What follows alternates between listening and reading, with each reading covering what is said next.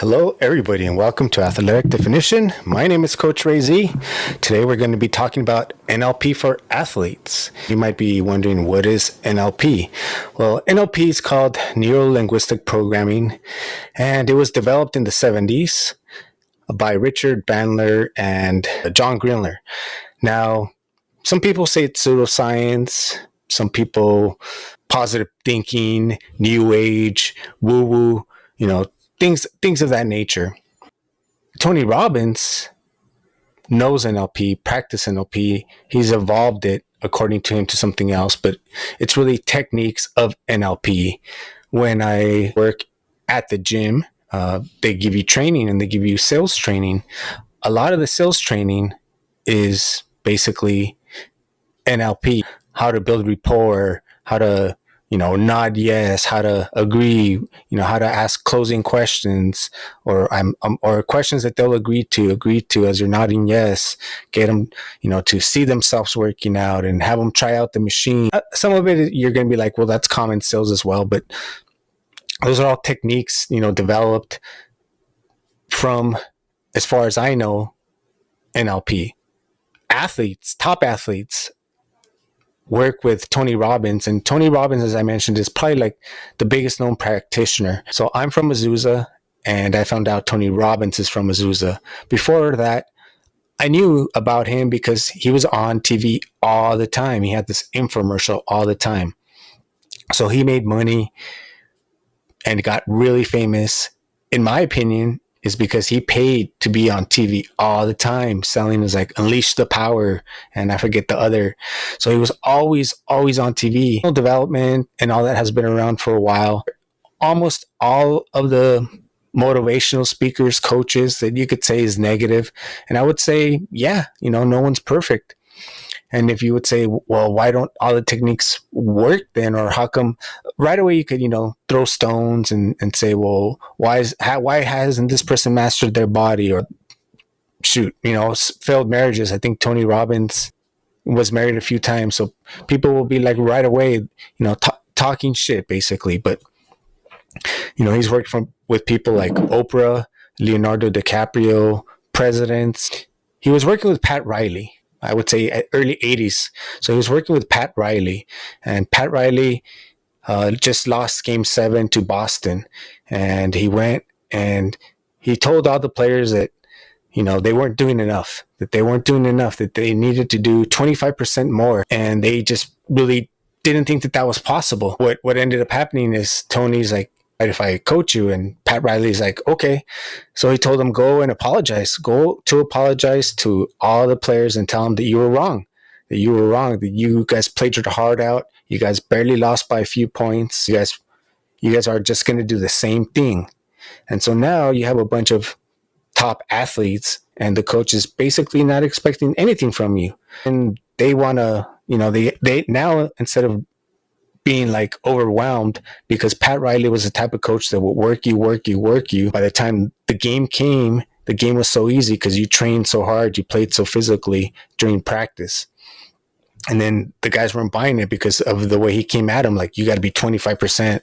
And they're like, 25%? You know how much more like killing that's going to be in training, like the practices, how much more intense they're going to be when they gave it their all and they barely lost by a few points. So he went at him in a different angle, because Tony Robbins told him, hey, why don't you tell them that you were wrong? And then it went from like, I want you to be completely the same to be 1% better. And then they're like, 1%, we could be 10% better. And then the athletes, because of the way they are, they automatically wanted to do more than 1%. So they went for 10% better, which is a great, motivational. When he pretty much had lost them, he said for the first time in his NBA career that they weren't listening to him. And from then, that's when the Lakers created their dynasty. Tony Robbins also was working with the Golden State Warriors. And that's also when they went on their first dynasty run of when they went to the NBA Finals 4 years in a row. Tony Robbins was working with them. He was working with Andre Agassi. And at the time, Andre Agassi, I think this was in the early 90s, he was one of the top players in the world, dating Brooke Shields at the time, who was a model. And he was like kind of losing. I don't really know too much about tennis, but I've heard Tony Robbins say this story a few times. And he talks about how he was like kind of just being a dick, that he went to his house and told him, say, hey, this is my house. Lose the attitude sooner than later and something else. And then he's like, all right, tell me what's going on. And he told him about his wrist and this and that. His father's his coach. And so I guess his wrist was a really big issue. He asked Andre, have you ever hit the ball perfectly? And he's like, no, never, like sarcastically. And he's like, lose attitude, quicker than later. I wanted Andre Agassi to visualize him hitting the ball perfectly. So he said, yes. He's like, and I really want you to do it like 10 times. And he said by like the third time he was visualizing, a little smile went on his face when he was pretty much like upset. On the 10th time, he's like, okay, he's done. He's like, now let me ask you, any of those times where your wrist hurting? He's like, no. And it was more, to him, he was telling him it's more about the state you're in. So then he showed him when he won Wimbledon, and then when he lost and got annihilated, the way he walked onto the court, the way he strutted onto the court, like had a little swagger about him. And when he lost, he didn't have that. So he asked him about that. And a lot of these are states. As I mentioned, I'm from Azusa, and I found out Tony Robbins is from Azusa. I found out about Tony Robbins because he was always on TV because he paid for the infomercials. I've heard the negative, the bad. Back in the day when Twitter started, I actually sent him a DM and he replied. And so on the video edit, I'll show the tweet, and he replied. And basically I told him, hey, Tony, have you ever considered coming to Azusa to do something for the city, that you're from? And he replied that he's, he has great friends in Pasadena, and that something like that. And that he's from Azusa, which I knew. And I learned that from watching some the story of Tony Robbins on one of those A&E documentaries. And I'm like, oh, okay, cool. I already kind of knew about him, and I had his tapes. I listened to it. So I was like, all right, I know who he is, or his CDs or something like that. I ended up finding the tapes at a yard sale. So I bought them, but I had the CDs, and the CDs, I can't remember the set. And I don't think that everything that Tony Robbins uses is NLP. And because of his money that he's gotten because of NLP, but now he changes it something because of a lawsuit. And from my understanding, everybody within the NLP community or the major ones sue each other. I don't think the two main guys that created it, Richard Bandler and John Grindler, they had a lawsuit. Someone won, someone lost. I'm not quite sure. But in a way, NLP, if you think about it, when people say it's not effective, if all these athletes are doing it, not just that, he's working with Draymond Green. He's working with, he was working with Michael Jordan, worked with Serena Williams. The hockey teams, he's won supposedly like 3 NBA championships, helping all these teams and top athletes. So you're going to be like, well, no, that's positive thinking. That's new age, bro. I ain't going to listen to that. Consider that the top athletes in the world are doing it. And not just the top athletes. I know who practice. I'm not sure how people see it or if people even know about it. So I'm trying to shed a little light. I'm not trying to sell you anything. I'm really selective on the people I work with. I don't want people that are, like wallowing in sadness, to work with people that are really ready to make a change. With NLP, you could use some of those techniques. I've mentioned on the preview from my last show, I mentioned that there's a technique to slow down time. And you might be like, that's ridiculous. How can you slow down time? And I was listening to Dr. Joe Dispenza, and I think it was on the Rich Roll podcast. And Dr. Joe Dispenza was talking about how some people are known to have more patience than others. And let's say, you're like at a line, maybe the DMV, and you're just like, man, time is slowing down. And like taking forever. And within your perception, time has slowed down. Imagine if you could take that mentality, that thinking, and apply it to a millisecond. That could be a difference between making a team or not making a team, avoiding a punch or connecting. In baseball, that could be a difference between you know, over a max contract to just league minimum. And what I mean is by being able to focus more on hitting the ball, crossing that marathon, whatever it is that you do, winning that jiu-jitsu competition. A lot of people think about, positive thinking is just like, visualize. Well, but how do you visualize? It just depends on what type of activity you're doing, what's the goal. It's always about what the goal is. And then when you know what the goal is, you have to ask yourself certain questions like, what am I going to be wearing the day that I achieve my goal? Or I'm going to do like in a competition because it's easier. Let's say you're going to run a race, whether it's a 5K or a half marathon or a marathon. What am I going to wear that day? What's the weather going to be like? What's this going to smell like? What's it going to sound like? Happy, exciting, loud? How are you going to feel? How will you feel when you accomplish it? How will you look when you accomplish it? How will you know when you accomplish it? Just different questions like that. And that'll help you be able to better visualize your goal that you want to achieve. That way you can actually visualize yourself achieving that, because sometimes it's hard to just visualize, like, what am I supposed to do? Just like imagine. It's like, all right, so see yourself doing that jiu-jitsu move in the competition, see yourself being able to hit the point, see yourself shooting the basket and then it going in. Talk about it, put on the show notes. So I do have some notes that I'll put in here about Tony Robbins talking about how Pat Riley, worked the Lakers, and the whole conversation about, Michael Jordan and working with everybody, with Tom Brady, although he says Tom Brady's fine. He doesn't really need him to keep that mentality of wanting to win and being on the edge at 40, he's like 44. That's a special type of person.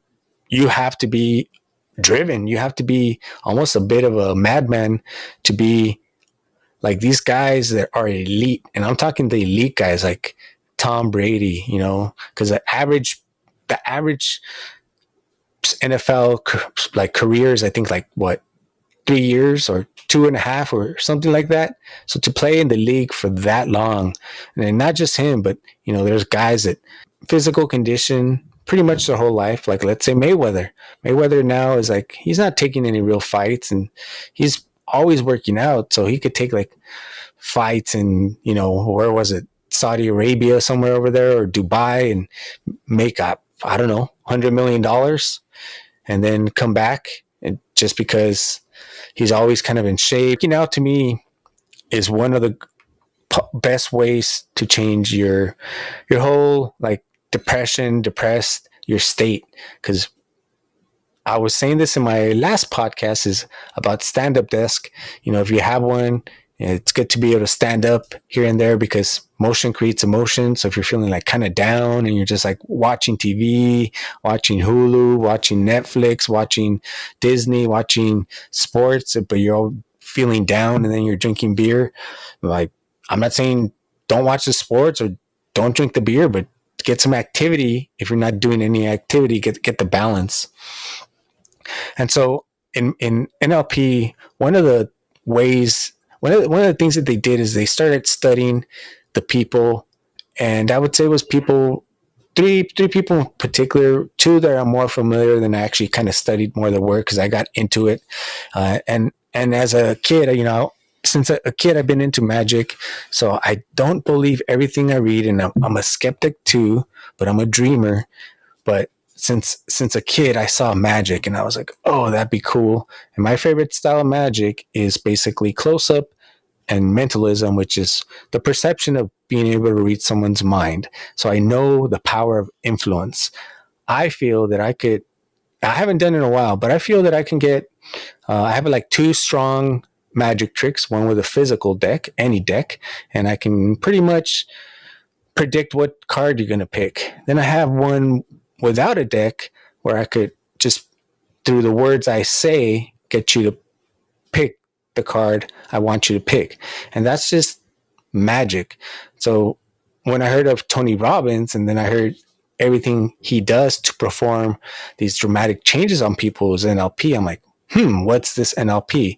Now, mind you, I'm a skeptic, but been reading books since a kid about this. And even as I get older, this book I bought like probably when in my 20s about mental magic tricks. And not just that, I've always been into martial art. This is one of the first books. This is Milton Erickson and Virginia Satir, and that's who they studied. Virginia Satir, I think she was a therapist and one of the best ones. So they studied a bunch of therapists, and out of all the therapists, she was like one of the top ones.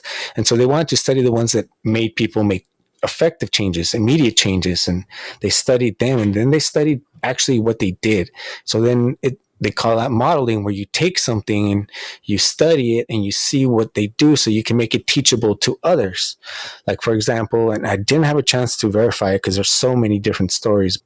Supposedly, Tony Robbins and Richard Bandler got hired by the military to go work with the top snipers in the world and to see what they do, what they think, what they eat, just see their whole ritual of what they do to prepare. And then they took that and when showed it the other snipers to it who weren't as good, and all of their shooting improved. That I want to look into and verify. There's all kinds of interesting different things that people say.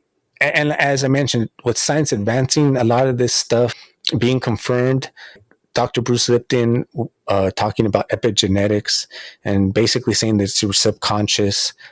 Now, whether if through language we could change the subconscious, I definitely feel that not just through language, but it's through the senses, all 5 senses that we have, through martial arts, not just, I don't just read one thing because I believe that's how you get brainwashed. Although I also have this book, which I haven't had a chance to finish this one. The other one's called Structure of Magic. That one's an NLP book. This one's called NLP, The New Technology of Achievement by Steve Andreas and Charles Faulkner, who are 2 of the guys I think who were really studied under not Bandler, but the other guy. And then this one I started reading, but then a guest sent me a book. So I'm reading. I had to stop reading this book to start reading the guest book. But this one's called Richard Bandler's Guide to Transformation. I have another book. It's called Ninja Mind Control. This one's good. And everything is basically controlled through the senses, which is what NLP is confirming. And then epigenetics, all is connected. Another book that I read here, and there's another good book by this Dr. Ha Lung. This one's called Mind Control. And it talks about how the ninjas would use mind control, how in the military, how in war, how it talks a lot about interesting information. So as I mentioned, I see connections to some of the techniques from NLP. Like I said, anything that has to do kind of like just with the unknown, I have a pretty good concept. This book is called How to Pickpocket for Fun and Profit. The Mind Free Chris Angel book. I'm always kind of been into the mind. Then after I completed my first marathon, when I did it, I wasn't quite sure if I could do it. It's something I always wanted to do as a kid, but I didn't really train for it. And that's why it took me about a month to walk right. But that planted a seed, and that seed planted like new neurons in my brain that said, oh, what other possibilities are possible after doing that when you weren't quite sure you could do that. So then those neurons put me in another marathon. Now I'm 57 marathons in. I've done a marathon for a year and 3 months consecutively. I did 3 marathons in 3 days. I'm going to do that again in Lake Tahoe this year, run around Lake Tahoe in 3 days, a marathon a day, back-to-back marathons twice, run one on Friday, run one on Saturday. I've done a marathon in San Francisco, and then within a week, actually with less than a week, I competed in a jiu-jitsu tournament, got second place. I have a blue belt in jiu-jitsu. And so I've always thought about peak performance, especially hitting the wall in the marathon. Hitting the wall in the marathon is, you feel like shit. You feel like you're going to die. It's basically you have nothing left. Your body has taken all the nutrients, all your carbohydrates, and you're depleted. And if you don't slow down your pace, you may not even complete it. Mentally is the only thing that's going to, get you through it, because you just feel like shit. So there's ways you can talk to yourself and need to talk to yourself. I would just say you could call it hogwash, mumbo jumbo, positive thinking, new age shit, but just a lot of the way we talk to ourselves in our daily lives. Things like saying I get to instead of I have to. I get to work out. I get to go play basketball. I get to go to jiu-jitsu. I get to go on the treadmill. I get to go for a walk. I have to go. It's not a drag. It's like we're blessed to get life today. We're here for a reason. And to me, a lot of us, because of life, because of what happened, our subconscious and epigenetics, Dr. Bruce Lipton is another excellent doctor. If you've never heard him, he talks about the subconscious. NLP is supposed to reprogram your subconscious. And getting back to the modeling, so they modeled Virginia Satir, who was one of the tops, like psych, and she was very effective. And then the other guy was Milton Erickson. Milton Erickson, I always heard about him. He had polio, and he was like a small, little, fragile guy, and he kind of talked like his tones would change, and then he kind of sounded like a pervert talking to women. And, I just heard stories about him. I think I read a little bit about him, but then I seen a video, and I have the video now. I have a video of him talking, and when I seen him, I'm like, oh, I understand now. Though I think, in my opinion, the reason why this guy became so good at figuring out one of the senses is, the vocal, the tone, when to lower your voice, when to higher it, when to talk low. And not only, but directional, talk to left, talk to right. And he could put people in trances right away, supposedly, until I seen it. And this is like old footage. He looks like a small little guy. Some girl walks in late at one of the seminars he's teaching, and he puts her in a trance like that. He had polio, so he was bedridden for a long time.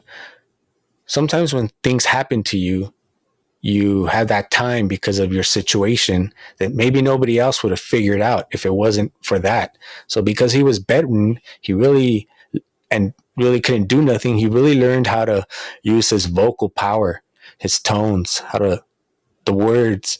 And then, as the story goes, I'm not, allegedly, and that basically Richard Bandler and Grindler, one of them was students of somebody.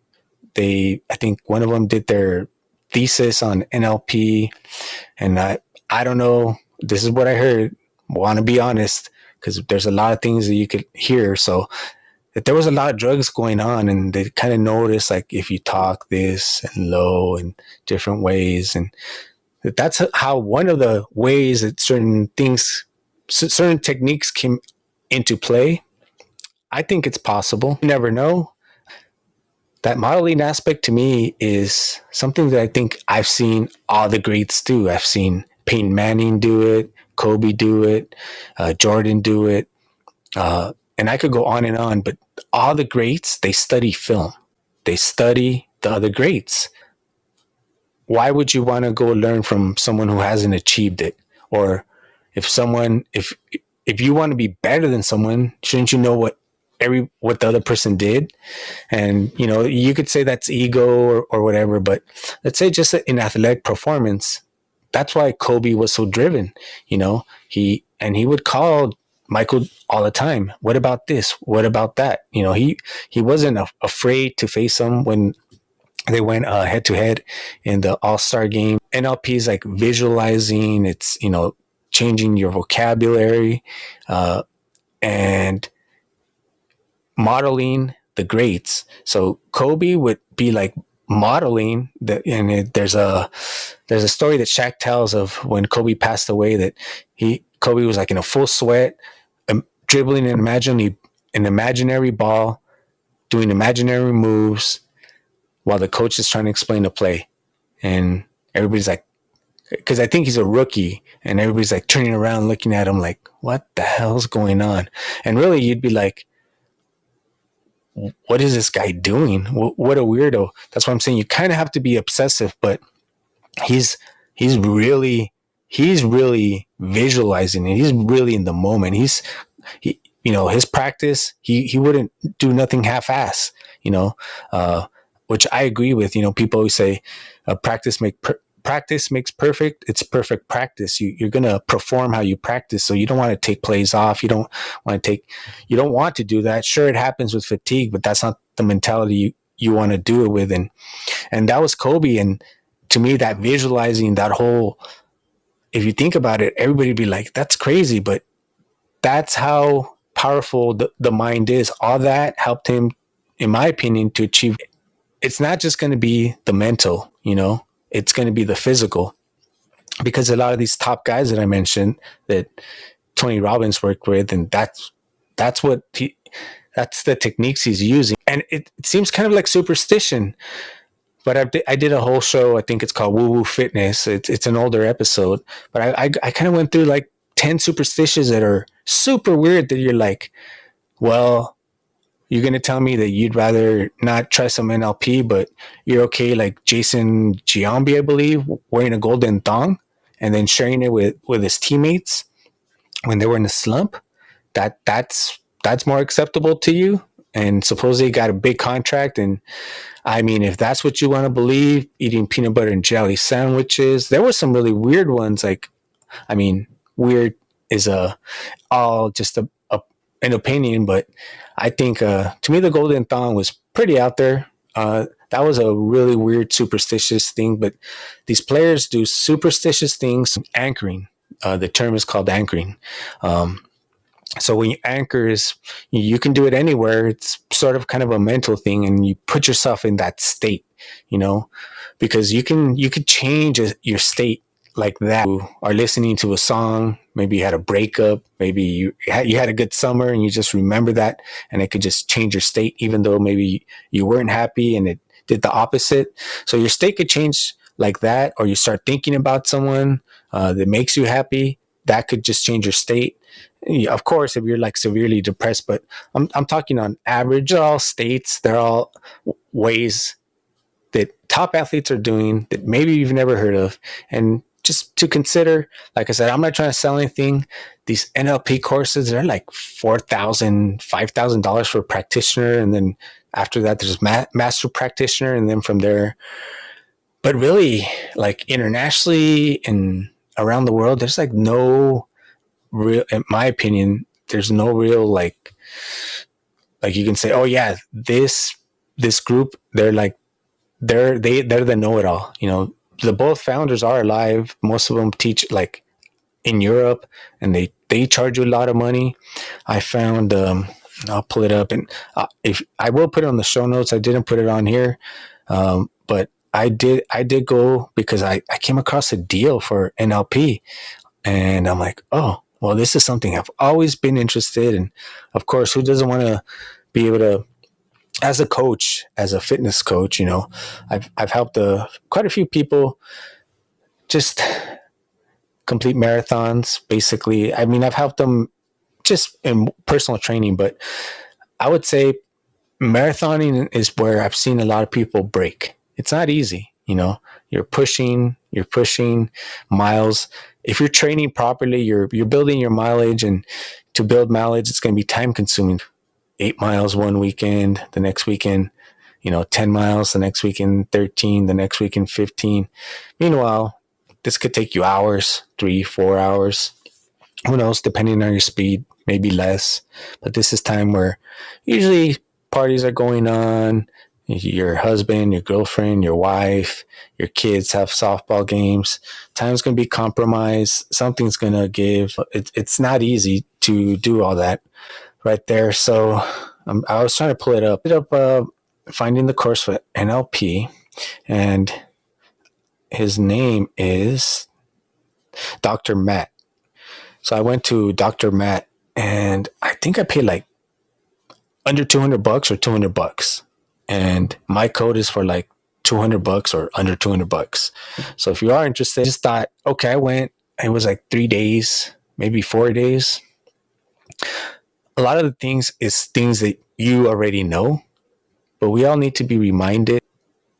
If you don't train every day or every other day or so often, you're not going to be able to do that.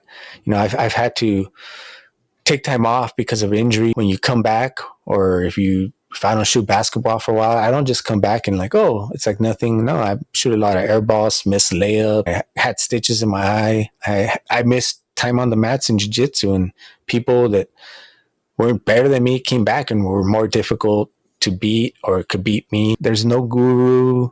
There's no coach out there that's going to be like, oh, that's it. You're done. You never need to keep doing self-improvement because life doesn't work that way. It's not like there's a real finish line and that's it. I think, especially in the United States, we all kind of have this perception of retirement and that's it. You just kind of are lazy, watch TV, do what you want, and that's it. And I don't see retirement like that at all.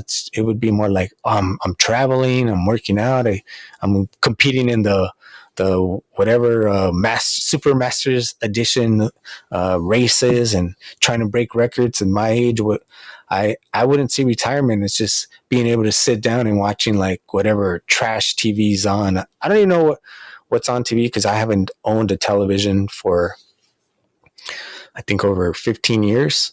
Yeah, in the beginning it was really tough. I was bored, but then after I was like, I would find myself still saying, I wish I had more time to do something else, like more productive.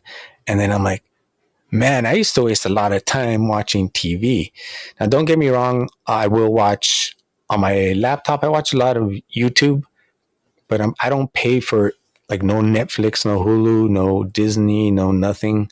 And I don't actually have a physical television. I just have that.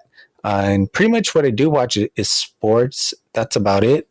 Sports or documentaries. And it's usually about, learning about the physical body or the mind. I feel they're definitely intertwined with that Milton Erickson guy until I seen him and what he did and the techniques and how effective it was. Then I'm like, oh, okay. To me now, this is more real. Plus the fact that it's a lot of hypnosis, to be able to be an effective or master UI. I'm almost pretty sure, depending, because there's, like I said, there's no standard. It's not like a college where you're like, oh, you have to take so many units of social studies and math. So there's no standard like in the UK or in United States to say, well, you're a NLP master, so with this you get that. It ranges. I enjoyed it. It was 4 days. You learn a lot. To me, it was definitely worth the money. I don't feel that I got ripped off. It was at the Sheraton by LAX, and they do travel in different cities. His name's Dr. Matt. I would like to invite him on the show to talk more about physical performance. I think he did some martial arts like karate, or he has his kids. And, just him being a doctor and practicing for so long. And he also, I learned from him, and he didn't teach this, or actually, no, it was someone else, about, it's called Hoka, I'm probably mispronouncing it, Hoka Ona, which is, he's from Hawaii, or he's lived there almost all his life. And, it's like a practice of forgiveness, and it was interesting. So I learned about that. They mix a couple of things, not just NLP. And I think that the effective ones, the ones that are effective, because there's a lot of trashy coaches out there. The ones that are effective are not just, they're using things that are known like in science. If you hear and you listen to Tony Robbins, he's meeting it, like, especially with the money. You have enough money to own your own island. You have enough money to hang out, go to the richest people, the most effective, to study and do the most things. He was talking about a cool trip he did to Sedona where they can basically put you in, I think, alpha state the whole time. And when you're in alpha state, there's no problem you can't solve.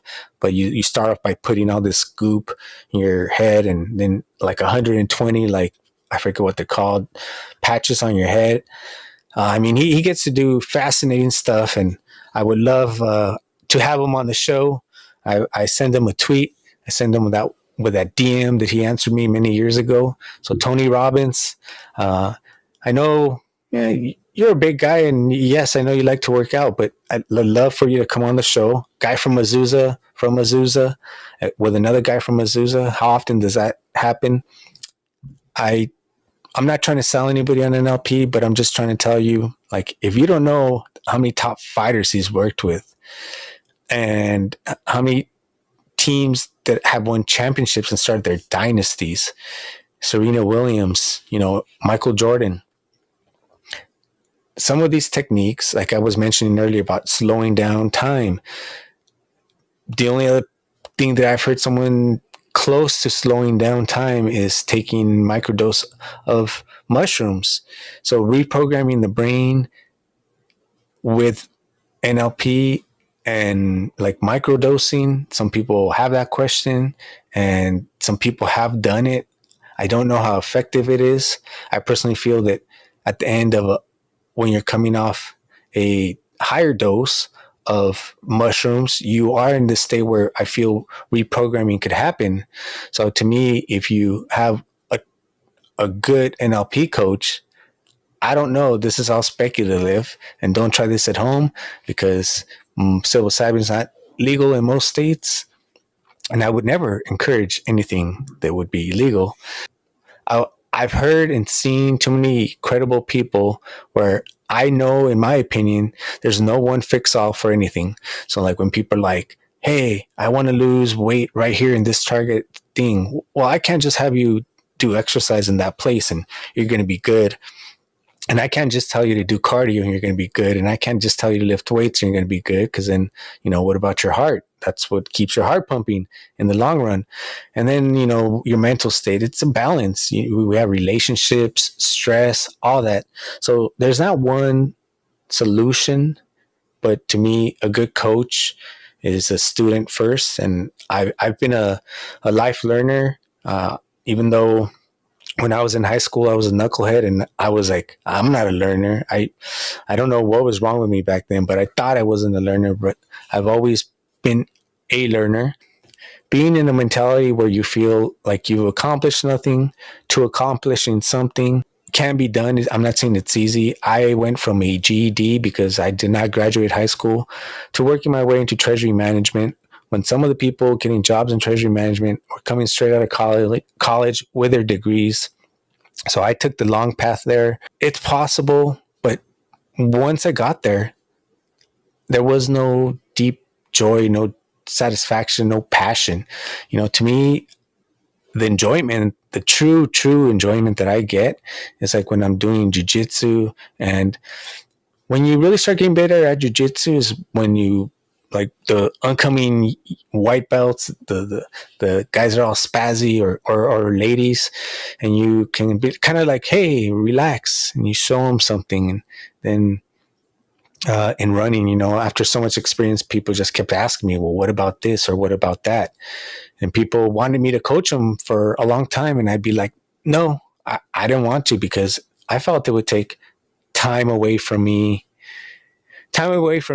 training and doing competing. So I didn't want to do it. It wasn't my time, And then I probably too, at my mentality was my cup was full. At that time, Bruce Lee talks about empty the cup.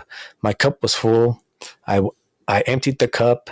I started incorporating more of the philosophy of don't judge. Try not to judge it at all. Try not to have an opinion, and then take what is useful, absorb it, and disregard what isn't. The Bruce Lee philosophy.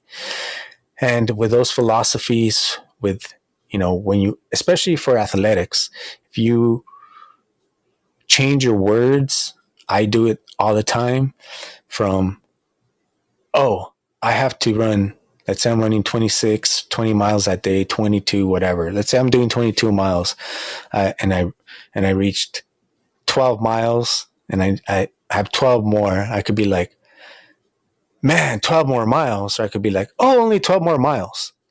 So it's the way that I talk to myself, to trick my subconscious. David Goggins talks about this too, and I think it's a great subconscious trick. You're tired. You don't want to go for a run, right? And you're supposed to do, say, 10 miles that day. And to those of you that don't really run, but you maybe you want to run little and you're like 10 miles, that's crazy. Well, just put a mile in your head then. But you tell, or something that you could lower. So you tell yourself, okay, 10 miles. Okay, I'm not going to do 10 miles. I'm only going to do one because I'm tired. I'm just going to take it easy. So that your brain's like, oh, okay. Okay, 1 mile. We'll do 1 mile. Then you do 1 mile. What happens when you're in that 1 mile? Your endorphins start flowing. Your body starts warming up.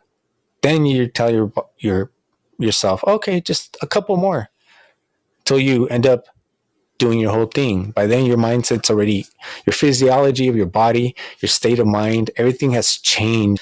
And then, as I mentioned earlier about visualizing, if you visualize, if you think about how's my workout going to be, how's my training going to be, and the more you can see it, feel it, how's it going to feel? How do you know when you had an effective workout? Is it because you have a specific goal in mind? And if you have a specific goal, is it because you did a specific plan, like to get there? I'm really into customized plans for whatever you do, and I switch it up all the time because I try and stay in good general shape. I don't know if they're going to have it this year since the pandemic, they haven't, but the Nike 3-on-3 basketball tournament, it's usually like in August, and I've done it for like the last 2-3 years. I would love to do it again. I don't know if they're going to have it, but if they do, I have to at least play basketball once a week, or I don't have that rhythm. In jiu-jitsu right now, I'm only doing it like once a week too. And mind you, and I'm saying this not for pity, but I have my car, Cadillac converter stolen. So right now I'm carless. I'm working on getting a car, but right now I'm carless. So I'm doing all this without a car. It's just a matter of like, how much do you want it? And also through life experience, back in the day, if this would have happened, my mentality was not strong. I would have been blaming like, oh, why victim mentality, victim. And now I'm like, oh, well, this happened to me for a reason, so that other people who I know have it way much worse than me, because a lot of us have gone through a lot of shit. These last few years have been rough. It's like, to me, the world, in some ways, if you watch the news, it's like just a big giant stress ball, and the way we're designed is we're designed to survive, not to like have a good time. So how do you release that stress? To me, it's one of the most, basic things. One of the most is running and physical activity. That's probably most primal thing that you can do. Especially like we used to hunt as tribes, and running, because that's the only thing that we have different between like an animal, is that we could run long distance. So we just could outrun even a larger animal with a bunch of us running until we eventually ganged up on the animal. And for those that were not vegetarians back then, I'm sure they had vegetarians back then, that's how we would get our food. So to me, people are like, why do you like running? I'm like, it's primal. And if you play pretty much any sport, if you want to get so like all like debative of, well, what's a sport? Is video games a sport? But golf, darts, bowling, but pretty much every sport involves running. So it's difficult not to like running if you like sports, unless you're just a sports fan and you like to watch sports, but then actually take part in sports. But to me, I had a love-hate relationship with running.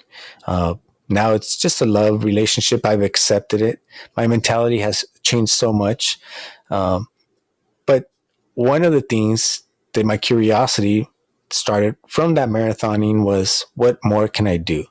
What more can my mind do? Because my mind has worked out, I think, or have gotten more stronger than my body has physically. And I think that my body could still get more physically strong. Like one of the reasons is, I mentioned I started training with the ATG guys, Ben Patrick, knees over toes.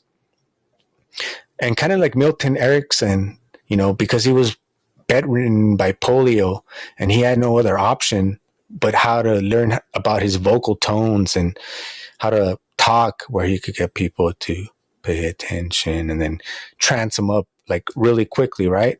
And because he was bettering, that positive thing came out of it, which people took in hypnosis to make effective changes, right? And Ben Patrick, because he got knee injuries and he said he was so weak that he couldn't like run or do anything, and he had knee surgery, that he came up with like these exercises to get all these little aching parts of your body that typically hurt.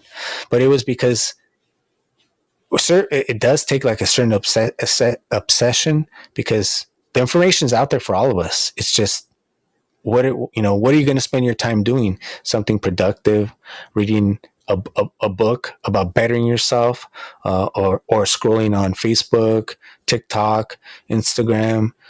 Well, what are you going to spend your time watching? A documentary or something about how to better yourself, or that's pretty much all I do is watch documentaries on like the history of martial arts, or running documentaries, or about climbing mountains, anything that has to do with physical activity.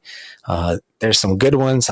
Sometimes I'm tempted to get Netflix just for 1 month, just to watch them and then turn it off. But I've had Netflix once in my life. It was during the pandemic. I was bored out of my mind. You got a month free, and then I paid for a month, and then I canceled it. I think I only watched documentaries. I watched all the 30 for 30s, a lot of great 30 for 30s on ESPN. If you like mini documentaries, especially on sports, really good ones on there.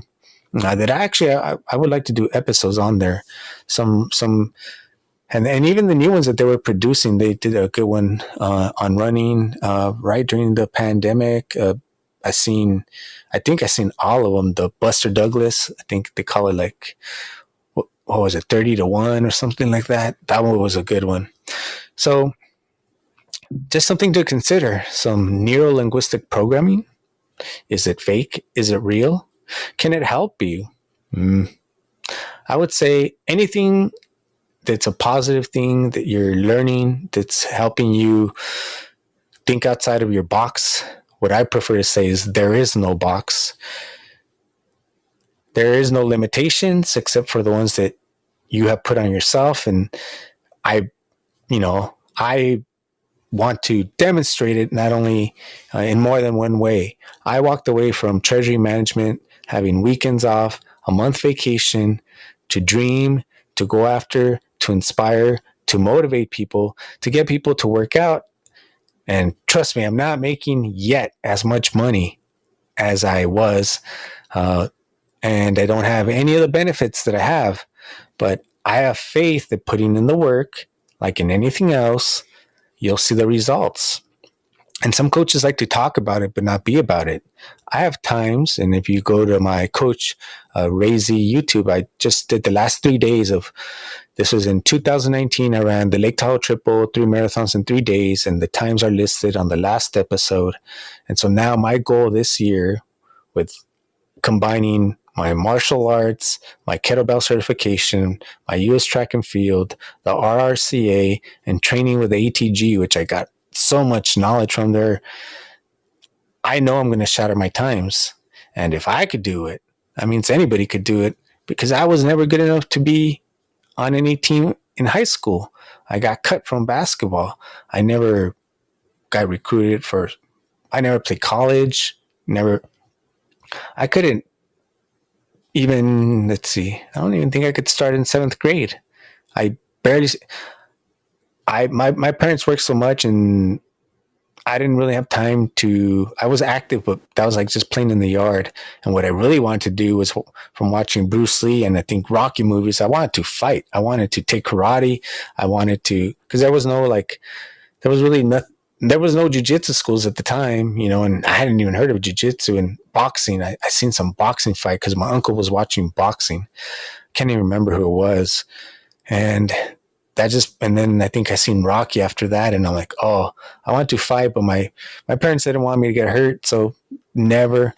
By the time I wanted to start playing sports, one is I don't have the athletic gifts, like the genetics or anything like that, but technique, and just there's no way that I was going to compete with kids who've been doing that like for, 10 years, little league, or not that I try to play baseball, but, they've been doing this sport for so long. And here comes a guy who's never played, and a lot of them didn't want to teach you. I came from a school where wasn't, no one really was from there. So, it took me, I didn't fit in high school. How about that? I did not, I didn't fit in for like the first year. I didn't like high school at all. That's why I ditched. I never went. So, part of that would probably be the reason why.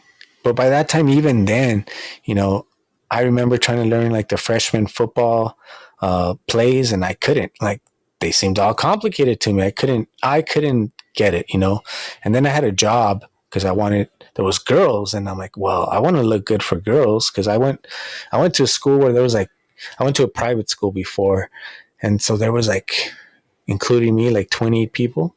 So the girls there were like, they were like, whatever to us at the time, this is like eighth grade thinking, right?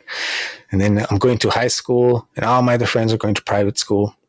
And I was so sick of the uniforms and all that stuff. So I wanted to go to public school, and then there was girls there. So I got a job, and I had to work. And the coach says, well, you, what do you want to do? Do you want to work or do you want to play?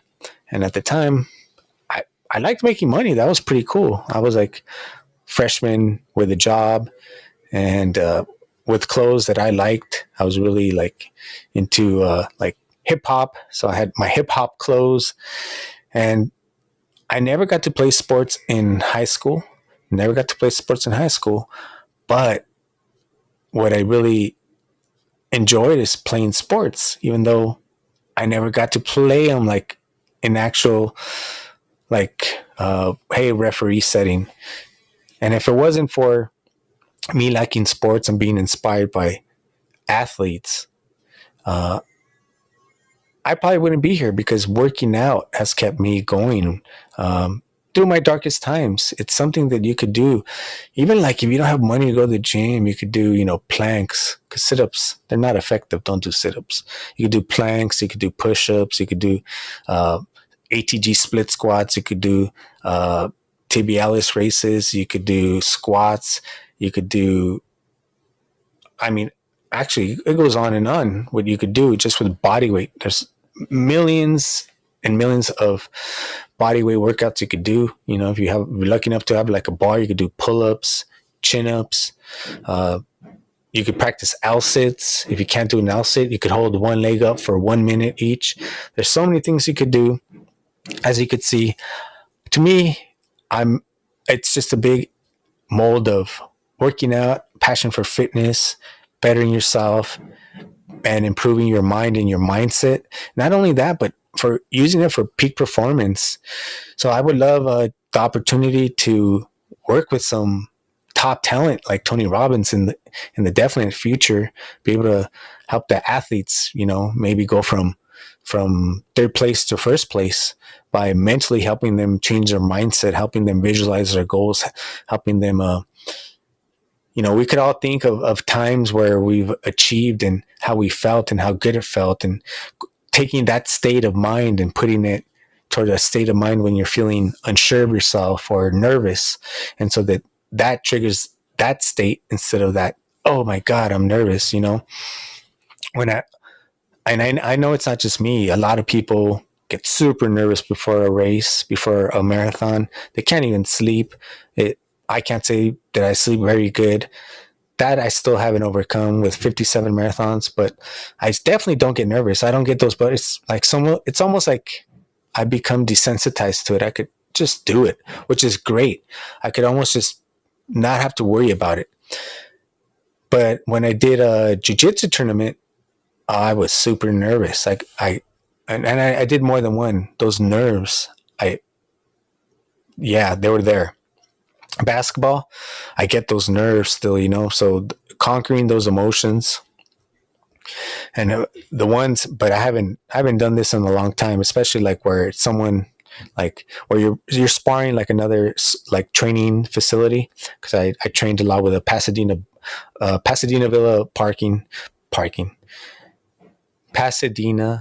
boxing Pasadena Villa Park Boxing. So I would train with them a lot, and they would have different gyms come, and I would spar with other boxers.